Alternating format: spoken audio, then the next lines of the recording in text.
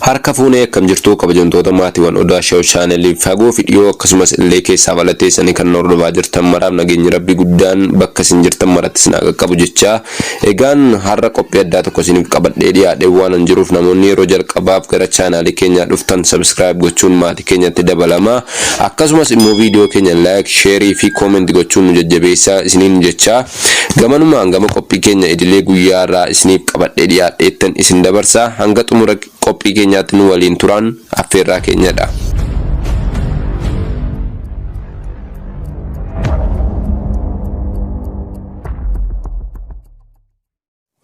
Artist Falmataa Kabbadaa artistoota Oromoon qabdu keessaa tokkodha.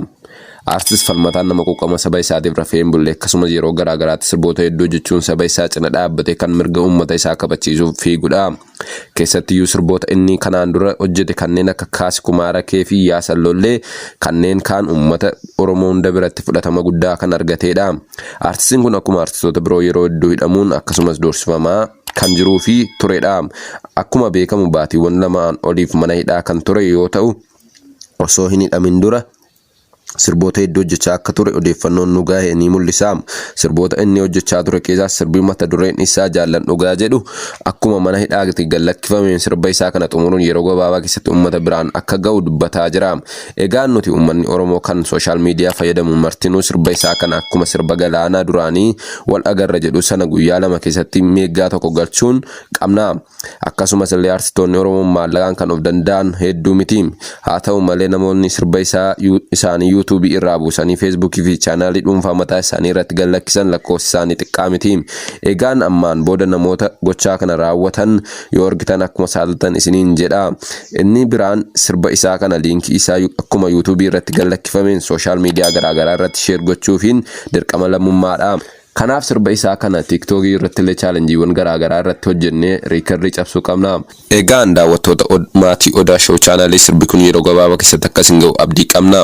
Namoonni channel keenyaaf haaraa taatan subscribe gochuun maatii keenyatti dabalamaa jechaa yoo viidiyoon keenya isinitti tole like share fi akkasumas illee comment gochuun nu cina dhaabbadhaa jechaa qophii biroon hanga walitti deebinutti nagaan tura. Ani mana kabaat manan diigamneen qaba lafee gootota Oromoon kan ijaarameen qaba.